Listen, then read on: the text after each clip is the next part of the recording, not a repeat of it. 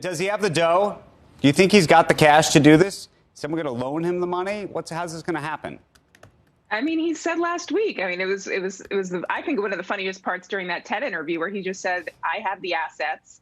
I can do it." And so, if you believe him, there's lots of questions about when we should believe Elon Musk, but he seems very determined, and he seems like he's got some way to pay for this deal. Obviously, he's worth a lot more than he's offering for the company, but that, as you mentioned, is tied up in Tesla shares. And so what would that mean? Would he have to sell off more? He sold off a lot at the end of 2021, but certainly not enough for this deal.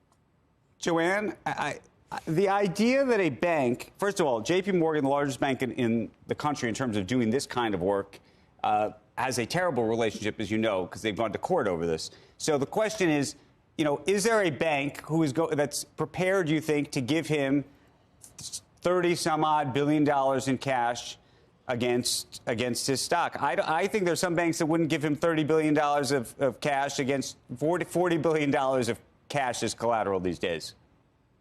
Yeah, I think you could be right. I actually think he has been hedging his bets, though, about whether he can afford it, right? Last week he said, I have sufficient assets, but he also said, I may not actually be able to acquire it. He says he has a plan B, but he hasn't said what the plan B is.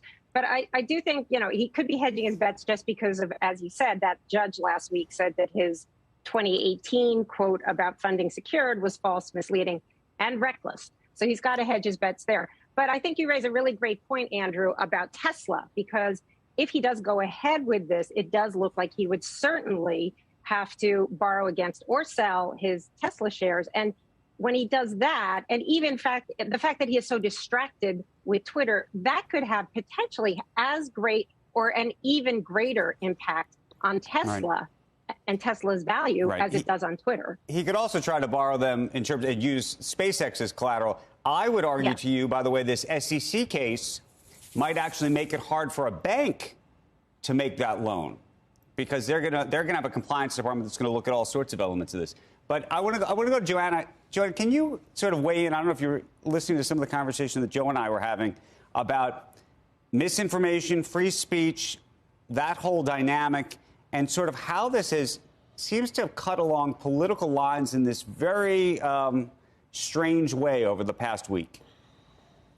Yeah, it's funny. I interviewed Musk at the end of 2021, and I have so many regrets about what I didn't ask. I did not ask about free speech. And I think my biggest question that I would go back and ask is, the most pointed question I could ask is, what would he have done about Donald Trump on Twitter? I think there's, this has brought this all up. It's riled up both sides. And I think there's a question about how would policy and product, and Musk seems very interested in both of those things, right? As any leader of any social media company would have to be concerned with, which is product. How is the product going to work? And what is the policy going to be? Now, Musk, again, talking about that TED interview last week, seemed to be pretty lax about what that policy might be. And so I think that's what that is bringing up, again, as you and Joe were discussing. Right. What is the role of free speech?